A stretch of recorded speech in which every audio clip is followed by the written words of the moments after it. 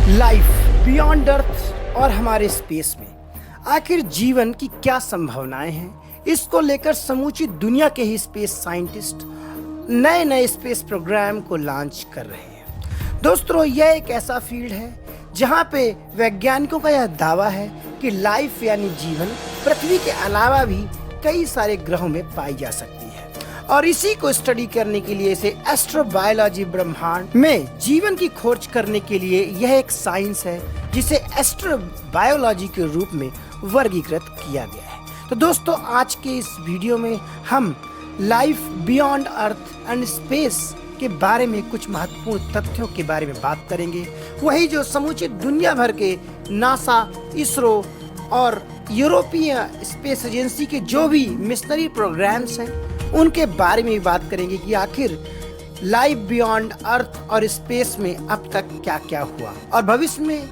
ऐसी कौन सी योजनाएं हैं जिससे कि समूची दुनिया भर के वैज्ञानिक जीवन की खोज में लगे हुए हैं और अन्य कई ग्रहों और उन ग्रहों के मून्स पर भी रिसर्च किया जा रहा है। तो दोस्तों, ये वीडियो काफ़ी इंटरेस्टिंग होने वाला है, इसे कृपया लास्ट तक देखिए और अगर पसंद आए तो लाइक सब्सक्राइब भी कीजिए।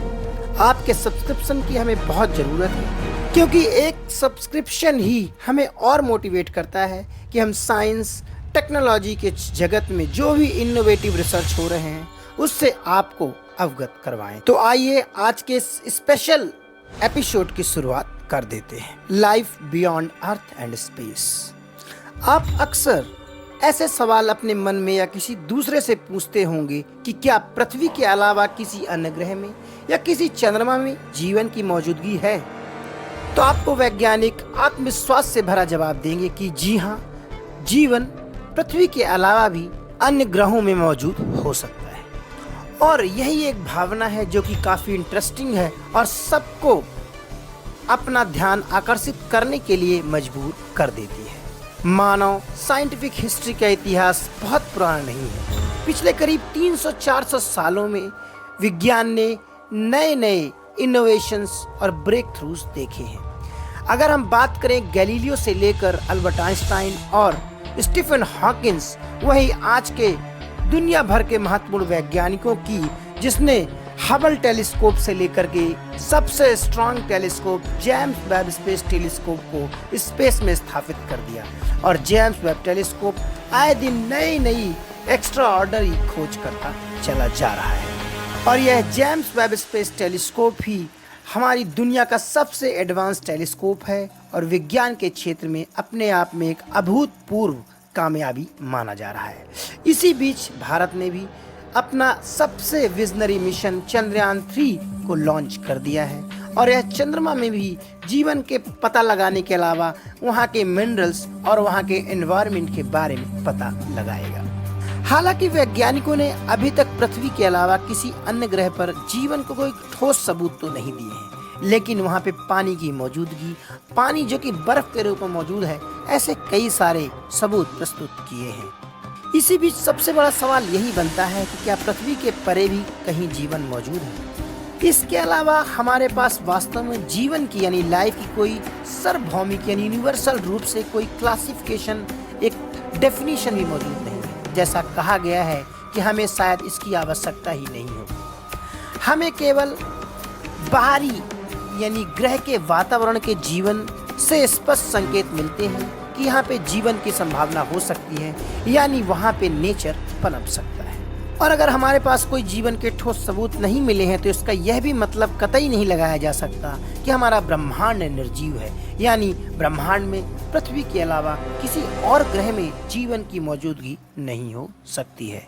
हालांकि इस समय से पहले कई सारी फिक्शनल मूवीज बन चुकी हैं, यानी हॉलीवुड और बॉलीवुड में भी, जहाँ पे कई सारे विजनरी मिशंस और एक्स्ट्रा टेरेस्ट्रियल लाइफ के बारे में बखूबी दर्शाया गया है। साथ ही वहाँ पे एडवांस टेक्नोलॉजी यानी विमानों का सबसे एडवांस होना जो कि लाइट के गति से भी चलने में सक्षम है, ऐसा फिक्शंस मूवी में अक्सर दिखाया गया है। और वैज्ञानिकों ने भी ऐसा कुछ करके दिखाया है, जिसमें वैज्ञानिकों ने रोवर क्यूरियोसिटी मार्स में भेजा, वहीं परसिवेंस रोवर भी मंगल ग्रह पर भेजा गया और उसने वहाँ गीला और गर्म जैसे वातावरण को बखूबी दिखाया। इसके साथ ही सूक्ष्म जीव विज्ञान के लिए भी पूरी तरह रहने योग्य मंगल को माना गया है। इसके साथ ही जीवन के लिए जो भी आवश्यक सामग्रियां हैं उसके लिए उचित रसायन, ऊर्जा का निरंतर स्रोत, पानी संभवतः रूप से पाया जाना, इस तरह की बातों के कयास अभी भी लगाए जा रहे हैं। वहीं अगर मंगल के बाद अगर दूसरी सबसे बड़ी ब्रेक थ्रू हुई वो थी बृहस्पति ग्रह के चंद्रमा यूरोपा, वहीं शनि ग्रह के चंद्रमा एन्सेलेडस में। तो वैज्ञानिकों ने अभूतपूर्व रिसर्च करके मंगल ग्रह के अलावा बृहस्पति ग्रह के चंद्रमा और शनि ग्रह के चंद्रमा में भी जीवन के लिए जरूरी सामग्रियों के बारे में खोज निकाला है। इसके साथ ही उन्होंने अरबों एक्सोप्लैनेट्स की खोज की।